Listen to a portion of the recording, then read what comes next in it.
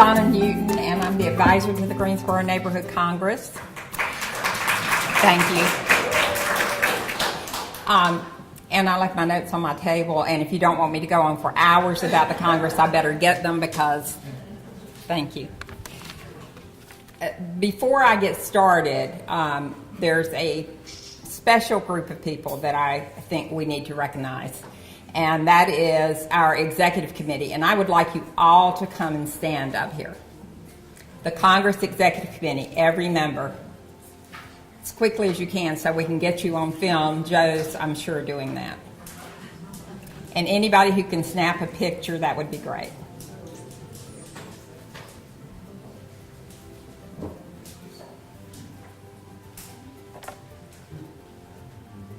Lauren, Peter.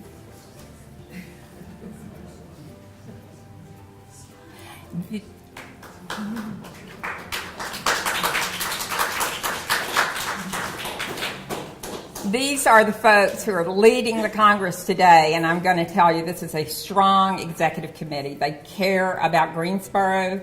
They care about neighborhoods in Greensboro. They care about one another, and they're doing a great job, and we greatly appreciate it. One other thing before you guys leave, if there are any members of the Issues and Bylaws Committee who are not already up here, because many of these people serve multiple roles, if there are any of those who are not already up here, I would appreciate them coming up. Okay. Just to tell you how many people it takes to lead this organization. Nope, I want you over here. And I would also like Ann Stringfield to come up because Ann is, I'll tell you more about her as we go through the history. She never wants to be recognized, but okay. So thank all these people for all they do for this community. Thank you all.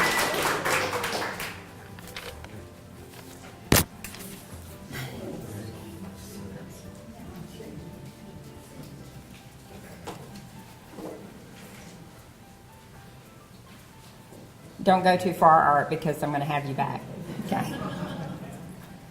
Who would have thought 10 years ago that we would be gathering today to celebrate the longevity and success of this unique, cross-cultural, and truly grassroots organization in Greensboro, North Carolina? I think it's pretty amazing that we have continued our existence for 10 years and have been so impactful in the community.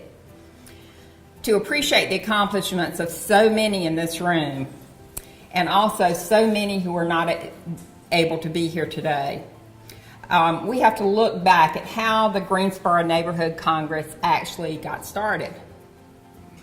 And I've been asked to do that. So, I would like for Tara Sandercock, who's back there taking pictures, give your camera to someone else. And Steve Summerford, where are you, Steve? And Art Davis to come forward.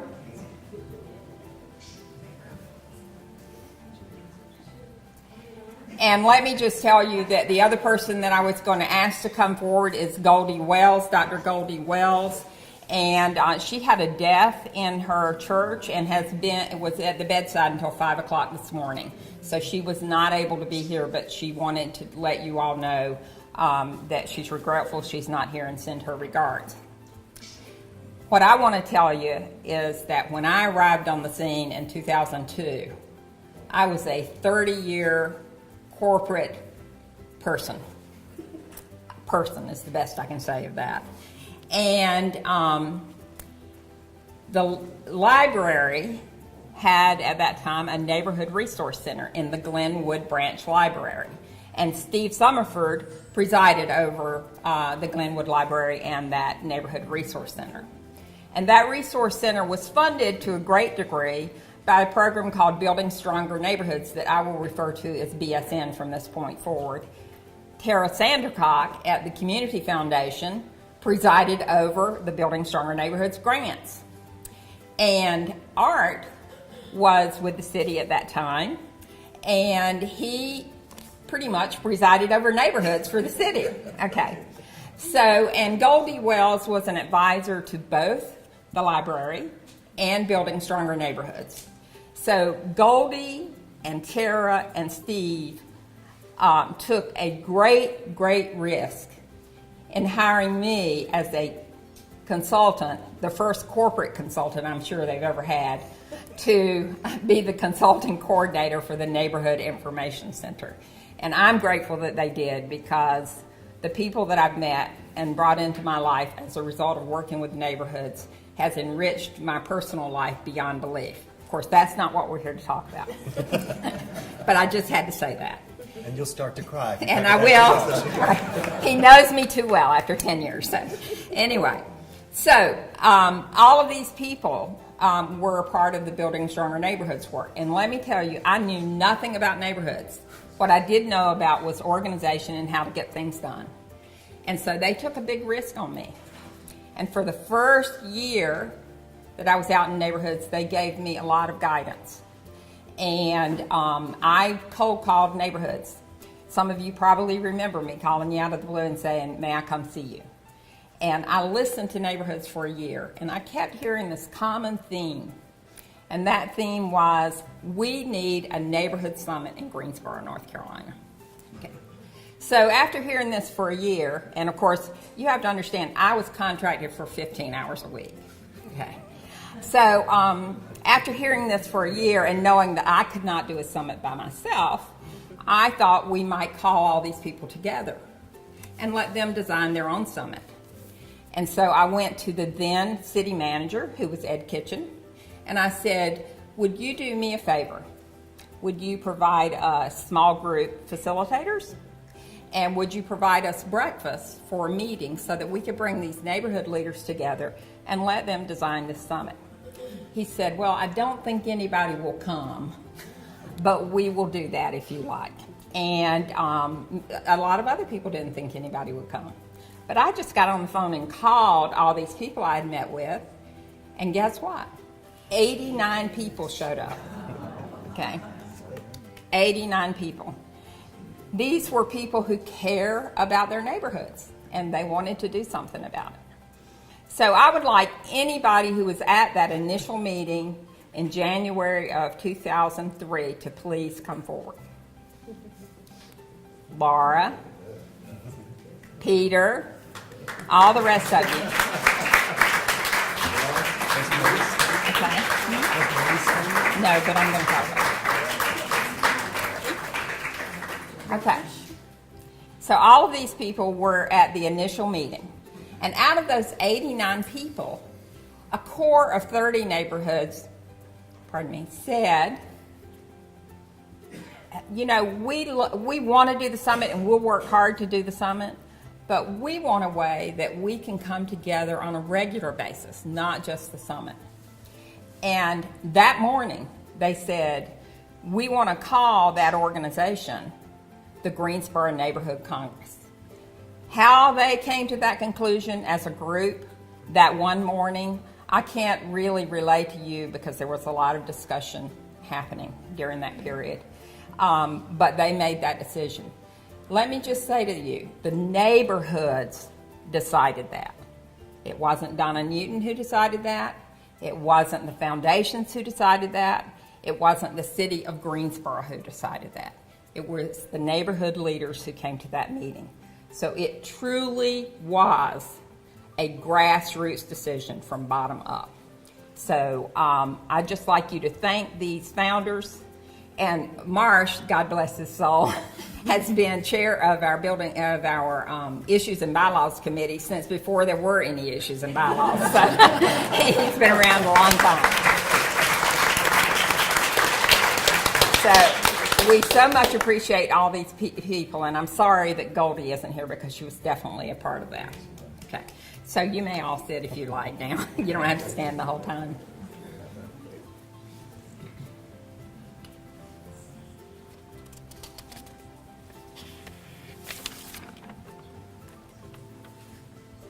So that first year, that year 2003, we had the first meeting here on January 11th, 2003. And by October of 2003, those folks had developed our first and only Greensboro Neighborhood Summit. And it was quite a successful neighborhood summit. And we had a lot of help doing that. All of the neighborhood leaders who came together to develop the Congress were also working on the summit at the same time they were working on developing the Congress. We went to so many meetings that year that you just can't even fathom it.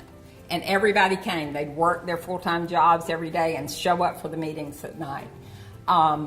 So we did that, and Building Stronger Neighborhoods and the city of Greensboro and the library system stuck with us through that first year.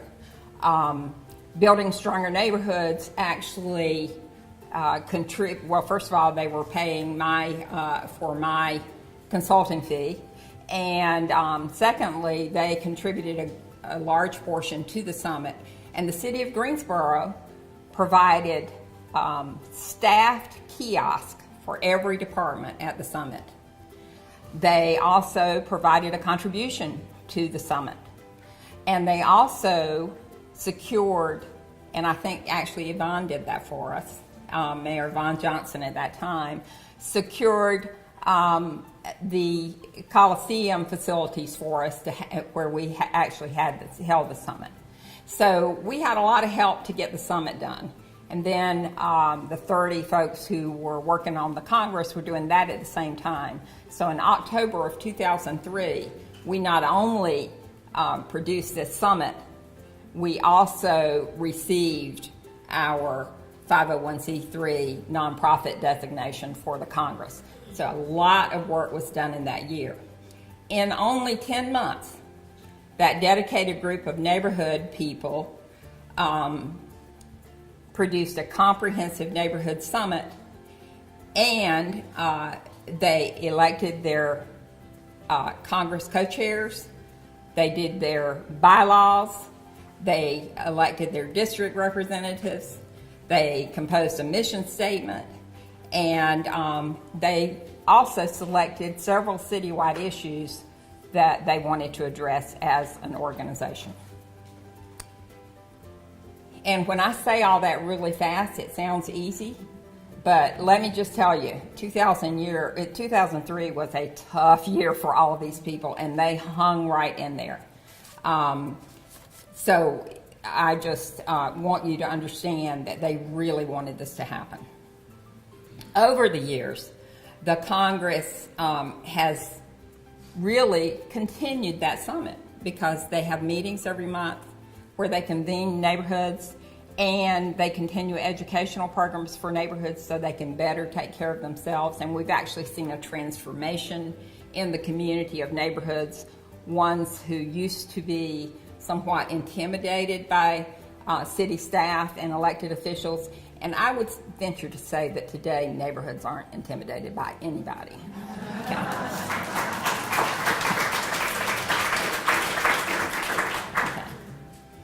And the Congress has championed issues that neighborhoods have brought to them. You will all remember, I'm sure, the adoption of the rental unit certificate ordinance, and we were able to get that passed and then fight for it every year for 10 years, and then have a redo this past couple of years on that. We have championed nuisance ordinances. We've championed noise ordinances or improvement of noise ordinances. We've championed increasing funds for neighborhood projects that are completed by the city. We've championed balanced makeup of boards and commissions so that they begin to look more like like our city looks in terms of the residents, and better building codes and enforcement of those, and the adoption of a tree ordinance, which I'm sure none of us can forget. So we've been working hard for these last 10 years. Our monthly GNC meetings are educational and offer an opportunity for neighborhoods not only to learn from our speakers, but also to share experiences with one another, from which they often learn more even than they do from our speakers. But it also gives them a chance to come face to face with elected officials, with city staff and with other organizations throughout the community. In 2007, we began conducting candidate forums. They are now the best attended candidate forums in the city, and I think because of the way we conduct those. And we began 2 years ago to work with the News and Record and Channel 14 to televise our mayoral candidate forum, and we're doing that again this year. And Mayor Perkins and the other two mayoral candidates have agreed to participate in that. And I think someone is going to tell you about those dates before we end today. Thanks to neighborhood leaders and GNC volunteer Ann Stringfield, who I forced to come forward a little earlier, we have just recently launched a new Greensboro Neighborhood Congress website, and I would encourage you to go to that. It's easy. It's www.gnc-nc.org. And a lot of information about the Congress is on there, and Ann is beginning to populate it with pictures of our neighborhood members. So it will be kind of a fun site to visit, but also you can always find out about our meetings and so forth on that. But we've had a website for all the years we've been in existence because another person who could not be here today, another volunteer, David Wharton, developed our original website. And it lasted us for 10 years and could still be used, but we decided we wanted a more updated version, and Ann was kind enough to volunteer to do that. David also has managed for these 10 years this little thing we call our Greensboro Neighborhood Congress listserv. I don't know if any of you ever get emails over that. But David maintains the email addresses on that, and it's actually housed on a server that he manages. So he has been with us this whole time, even though he is not as active in meetings before. I called him and I said, "Do you want us to move the listserv?" And he said, "This is the least I can do, so I want to keep doing this." Okay. So let's give David and Ann a hand for that.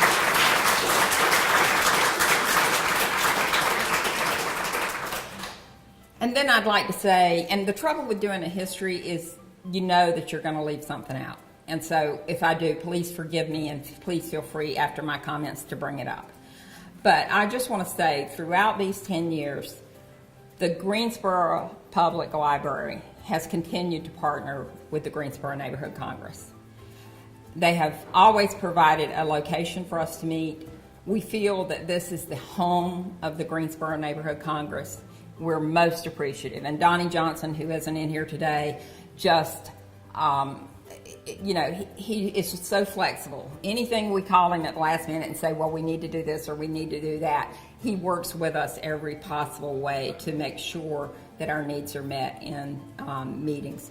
The library has also been very supportive as an ambassador for the Congress, and we're very appreciative of them. Thank you.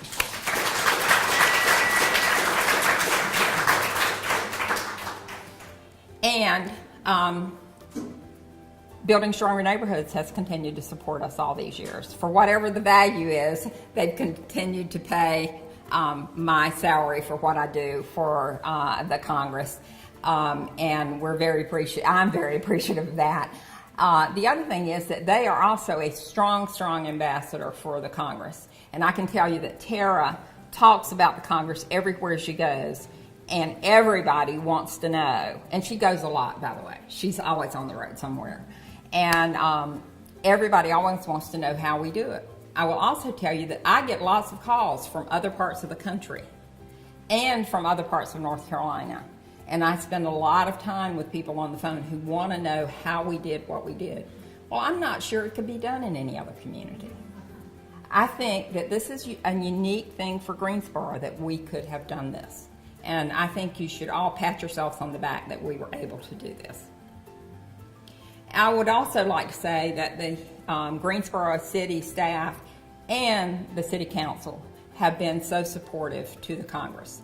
The staff have tried to make us aware of any forthcoming issues that might impact neighborhoods. They've asked for our advice on everything under the sun as it relates to neighborhoods. We have served on committees that have looked at ordinances or other issues that impact neighborhoods. And for the council, I will say that they have listened to us when we've come to them. They have not always done what we asked, but they have always listened, and they've actually referred people to us who have had issues. So we are very appreciative of how this community has embraced the Greensboro Neighborhood Congress and supported us for 10 years. Think about that. This cross-cultural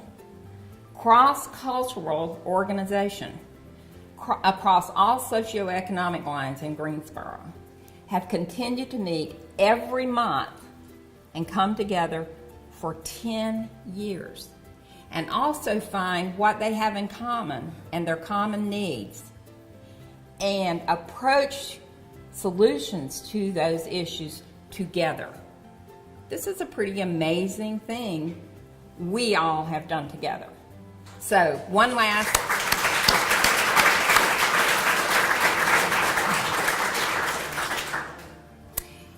and I would just like to remind everybody who's in the room, and most of you are these people I'm about to talk about. Neighborhood leaders don't get paid.